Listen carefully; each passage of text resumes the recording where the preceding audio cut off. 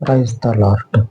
మన రక్షకుడు విమోచకుడు యేసుక్రీస్తు వారి మహిమ కలిగిన నామములో ఈ రోజున దేవుని వాక్య ధ్యానమునకు ప్రతి ఒక్కరికి మన పరిశుద్ధుని పేరిట ప్రైజ్ ద లార్డ్. యుద్ధానికి ప్రత్యేకంగా కొన్ని గుర్రాలు ఉంటాయి. యుద్ధానికి పోయినప్పుడు ఆ గుర్రాలను తీసుకొని పోతూ ఉంటారు. మామూలు గుర్రాలకి యుద్ధ గుర్రాలకి చాలా తేడా ఉంటుంది. ఆ యుద్ధంలో ఆ గుర్రం ఏం చేస్తుందంటే, యుద్ధం జరిగేటప్పుడు ఎలాగ ప్రవర్తించాలో, యుద్ధ సమయంలో ఎటువంటి మెలకువలు అనేవి కలిగి ఉంటే ఆ యుద్ధం చేసేటువంటి మనుషునికి ఉపయోగపడతాయో, అట్లాగా యుద్ధానికి పోయినటువంటి గుర్రానికి తర్ఫీదునివ్వటం జరుగుతుంది, ట్రైనింగ్ ఇవ్వటం జరుగుతుంది.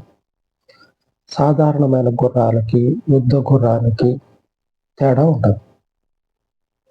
అటువంటి గుర్రాల మీద యుద్ధానికి పోతే యుద్ధాన్ని గెలుస్తామంటారా? గెలవచ్చు, గెలవకపోవచ్చు. మరి ఇంత ట్రైనింగ్ ఇంతగా ఎందుకు మరి యుద్ధ గుర్రం అని పిలవటం అంటే అది నామమాత్రం. దానికి ఆ మెలకువలు, ఆ ట్రైనింగ్ అనేది ఉండాలి కాబట్టి, తెలియాలి కాబట్టి అంతో ఎంతో నేర్పిస్తూ ఉంటారు. రక్షణ, జయము, ఒక మనుషుడు ఓడిపోవటం అనేది, గెలవటం అనేది దేవుని చేతిలో ఉంటుంది. యుద్ధ గుర్రమైనంత మాత్రాన దాన్ని వేసుకొని పోతే కిరీటం పెట్టుకుని ఏమి రాడింటికి. యుద్ధ గుర్రం మీద ఎక్కేసి ఇంటికి నేను జయించి వస్తా అని చెప్పి పోతే అదంతా అడియాస అవుతుంది. కీర్తనకారుడు చెప్తా ఉన్నాడు, బాగా అనుభవంతో మాట్లాడుతూ ఉన్నాడు. దావీదు మహారాజు జీవితాన్ని క్షుణ్ణంగా అధ్యయనం చేసిన మనిషి. దావీదు ఆ జీవితాన్ని ఎలాగ జీవించాలో బాగా తెలిసిన మనిషి, దేవునిలో బాగా తెలిసిన మనిషి కనుక చెప్తా ఉన్నాడు. కీర్తన గ్రంథము 33వ అధ్యాయము 17వ వచనం, రక్షించుటకు గుర్రము అక్కరకు రాదు, అది దాని విశేష బలము చేత మనుషులను తప్పింపజాలదు. రక్షించటానికి గుర్రం మీద కూర్చున్నంత మాత్రాన అది మనల్ని రక్షిస్తుంది అనుకుంటే, మనము జయించబడతాం అని అనుకుంటే అది అడియాస అవుతుంది. రక్షణ దేవుని చేతిలో ఉంది. జయించటం అనేది దేవుడిస్తే జయించి జయశాలిగా ఇంటికి తిరిగి వస్తాం. అంతేగాని ఇది యుద్ధ గుర్రం, చాలా యుద్ధాలు జరిగినాయి, ఆ యుద్ధాలన్నిటిలో ఇది గెలుచుకొని వచ్చింది, అంత మాత్రాన ఓడిపోదు అని అనుకుంటే అదొక అపోహ, అదొక భ్రమ. ఖచ్చితంగా అది ఓడిపోతుంది.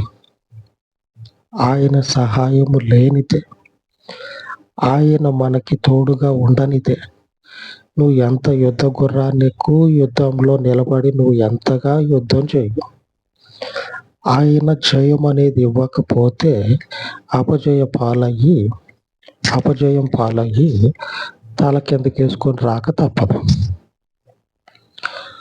జీవితంలో ఎదురయ్యేటువంటి ఆటుపోట్లకి నిలబడి దేవుని యొక్క సహాయము చేత నిలిచినటువంటి మనుషుడే మనుషుడు. దావీదులాగా దేవుని సహాయము చేత నిలదొక్కున్నటువంటి మనుషుడే మనుషుడు. ప్రతి దినము కూడా అనేకులు గుడిమెట్లు ఎక్కుతా దిగుతా ఉన్నారు. దేవుని యొక్క పరిశుద్ధ మందిరాన్ని ఎక్కి దిగుతా ఉన్నారు. రోజులాగానే పేతురు, యోహాను కూడా 3 గంటల ప్రార్థనకి పోతా ఉన్నారు. పోతా ఉంటే పుట్టుకతోనే కుంటివాడు, 3వ అధ్యాయము, పుట్టుకతోనే కుంటివాడు, మొదటి వచనంలో రాయబడి ఉంది. ఆ గుడి మెట్లు ఎక్కే దగ్గర కూర్చొని అందరిని అడుక్కుంటా ఉంటాడు. అడుక్కుంటా ఉన్నప్పుడు ఆ ప్రార్థనకి ఎప్పుడైతే పోతూ ఉన్నారో ఈ దైవజనుల కళ్ళల్లో ఆ కుంటివాడు కుంటివాడు పడతాడు. పడిన తర్వాత వీళ్ళకి డబ్బులకి లేకపోతే కలిమికి వీళ్ళు పేరు తెచ్చుకున్న వాళ్ళు కాదుగా. మంచి దహన కర్ణుడు అంటారు కదా, మంచి దాన గుణం ఉన్నటువంటి గొప్పోడు ఇట్లాగా అంటారు కదా. అట్లాంటి మనుషులు అని చెప్పి నన్ను పేరు తెచ్చుకున్న వాళ్ళు కాదు. అందుకే అంటాడు, మాకు ఏం లేవు, అటువంటి బిరుదులు కానీ అటువంటి గొప్ప గొప్ప పేరు కానీ మాకు లేవు. దానవంతుడు, గొప్ప దాన గుణం ఉన్నది అనేటువంటి బిరుదులు మాకేం లేవు. కానీ ఇదిగో మాకు ఏదైతే ఉన్నదో దాన్నే ఇస్తా ఉన్నాం, తీసుకో అని చెప్పని ప్రభు అయినటువంటి యేసు నామంన లేచి నిలబడని చెప్పునని ఆ కుంటివాణ్ణి చేపట్టుకొని లేపితే లెగిసి ఆ దేవాలయం అంతటా కూడా ఎగిరి కంతులేస్తా ఉంటాడు. 6వ వచనంలో రాయబడి ఉన్నది. 5వ వచనం, వాడు వారి యొద్ద ఏమైనా దొరుకునని కనిపెట్టుచు వారి యందు లక్ష్యముంచెను. అంతటా పేతురు, వెండి బంగారంలో నా యొద్ద లేవు కానీ నాకు కలిగినదే నీకు ఇచ్చుచున్నాను, నజరేయుడైన యేసుక్రీస్తు నామమున నడుమని చెప్పి వాని కుడి చెయ్యి పట్టుకొని లేవనెత్తెను. వెంటనే వాని పాదములను చీలమండలను బలము పొందెను. వెంటనే దేవుని యొక్క శక్తి ఆ మనుషుడిని బలపరిస్తే పుట్టుకతోనే కుంటివాడైనటువంటి ఒక మనుషుడు దిగ్గున లేచి ఆ దేవాలయం అంతటా పరిగెత్తుతా ఉన్నాడు. ఎందుకంటే అప్పుడు దాకా నించున్న మనిషి కాదు, ఒక మనుషుని సహాయము లేనిదే రోజు గడవని స్థితి. రాయబడి ఉంది, మొదట్లోనే రాయబడి ఉంది. రోజు కొద్దిమంది మనుషులు ఆ మనిషిని మోసుకొని వచ్చి ఆ గుడి మెట్ల కాడ వదిలిపెడతారు. ఎందుకంటే ఎవరు బెటర్ కదా, ఎవరు పెడతారు, ఎవరు చూడరు. మరి అడుక్కుంటేనే ఆ మనిషికి పూట గడిచేది. అందుకని కొద్దిమంది మోసుకొని వచ్చి ఆ గుడి దగ్గర వదిలిపెడితే రోజంతా గుడి దగ్గరే అడుక్కొని జీవితాన్ని ఎలదీస్తూ ఉండవు. అటువంటి మనుషునికి దేవుని యొక్క స్వస్థత అనేది కలుగుతూ ఉంది. మా దగ్గర ఆస్తులు లేవు, లేకపోతే నీకు పంచియటానికి ఏమీ లేవు, కానీ మాకున్నది ఏదైతే ఉందో దానినే నీకు ఇస్తా ఉన్నా, లెగు, యేసు నామమున లెగు అని చెప్తే ఆ దిగ్గున లేచి నిలబడి అక్కడ ఉన్నటువంటి ఆ మనుషులు చూస్తూ ఉంటారు కదా, రోజు వాళ్ళ ముందు గంతులేస్తూ ఉంటాడు. ఎందుకంటే పట్టరాని సంతోషం. అప్పటిదాకా లేనటువంటి ఆ మనుషుని యొక్క కోరికలు, అప్పుడు దాకా కోరికలు అనేవి ఉన్నాయి. కోరికలు అనేవి లేకుండా ఉండవు కదా. అన్ని చక్కగా ఉన్న మనుషులకే కోరికలు లేకుండా ఉండవు. అటువంటిది 2 కాళ్ళు లేని మనుషునికి కోరికలు ఉండవా? ఎగరాలి, దూకాలని.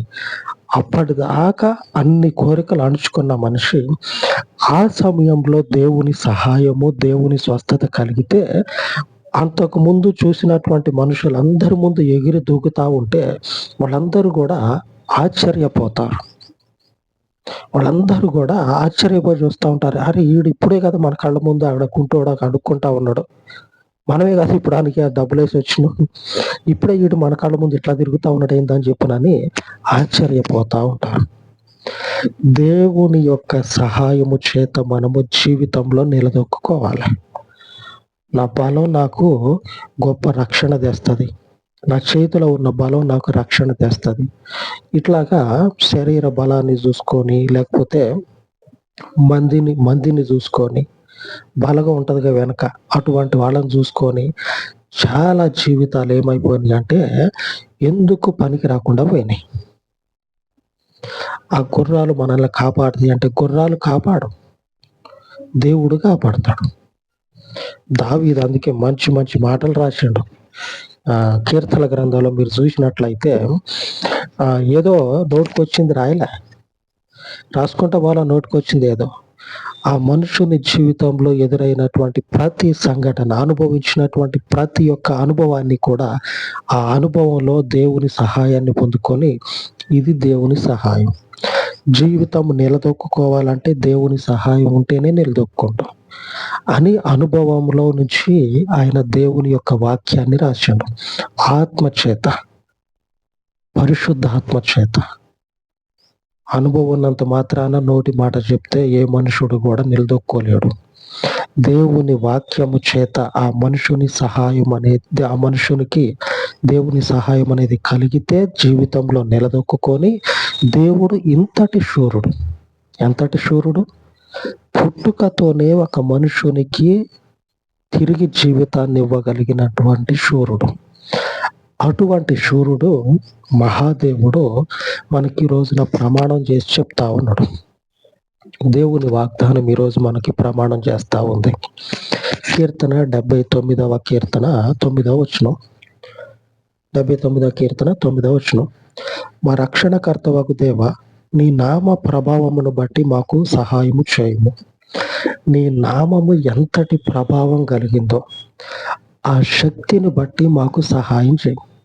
గుర్రం మీద పోతే యుద్ధంలో గెలవు.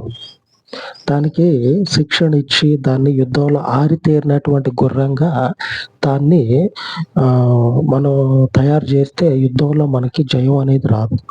మన జీవితంలో 4 మంచి మాటలు నేర్చుకొని దాని ప్రకారంగా జీవిస్తే జీవితము సార్థకత రాదు. వాక్యము చేత కట్టబడి, పరిశుద్ధుని యొక్క వాక్యము చేత నింపబడి ఆ రీతిగా నడుచుకున్నట్లయితే జీవితం అనేది దేవుని చేత సంపూర్ణ సిద్ధి పొందుకుంటది. ఆమేన్. ఆయన యొక్క నామ ప్రభావము ఎటువంటిదో తెలుసా? అపోస్తల కార్యము 3వ అధ్యాయము 9-10 వచనాల్లో రాయబడి ఉంది. ఆయన పేరులో ఉన్నటువంటి శక్తి మనుషుల యొక్క నేత్రాలని తెరిచి, అరే వీడు ఇప్పుడు దాకా మన ముందు కుంటోడు కాదు, వీడు ఇట్లా ఎగురుతా ఉన్నాడు ఏంది వీడు అని కళ్ళు నలుపుకొని మరి చూస్తా ఉన్నారు. వాడు నడుచుచు దేవుని స్తుతించుట ప్రజలందరూ చూచి, శృంగారమును దేవాలయపు ద్వారమునొద్ద భిక్షము కొరకు కూర్చుండిన వాడు వీడే అని గుర్తెరిగి, వానికి జరిగిన దాన్ని చూచి విస్మయంతో నిండి పరవశులైరి. అరే వీడు ఇప్పుడు దాకా మన ముందు అడుక్కున్న ఒడియుడు, వీడు ఈ రీతిగా ఎగురుతా ఉన్నాడని చెప్పినని విస్మయంతో నిండిపోయి పొంగిపోతా ఉన్నారు. వీడికి ఎట్లా జరిగింది? ఇది ఇప్పుడే జరిగింది. ఎట్లా జరిగింది ఇది? దేవుని యొక్క నామం అనేది ప్రభావాన్ని చూపిస్తుంది, మనిషి యొక్క జీవితాన్ని మార్చేస్తుంది. ఆమేన్. ఆయన మనకు సహాయం చేసే దేవుడు. యుద్ధాలు జరిగితే యుద్ధాలలో మనకున్నటువంటి సైన్యము, మనకున్నటువంటి యుద్ధ సామాగ్రి, మనకున్నటువంటి యుద్ధానికి సంబంధించినటువంటి ఆయుధాలు ఉంటాయిగా, అవి మనకి జయాన్ని తెచ్చిపెట్టవు. దేవుని సహాయం అనేది మనకున్నట్లయితే ఆ సామాగ్రి లేకపోయినా మనకి జయం కలుగుతుంది. ఆమేన్. ఆయన నామము ప్రభావము కలిగింది. ఆయన నామము పరిశుద్ధమైంది. మనకు సహాయం చేయటకు సిద్ధ మనసు కలిగిన దేవుడు. ఆ సహాయము చేసేటువంటి దేవునిని నిత్యము కూడా అనుసరిద్దాం. నిత్యము కూడా ఆయన మన జీవితాల్లో నిలుచులాగున ఆయననే చూద్దాం. ఆయననే చూద్దాం.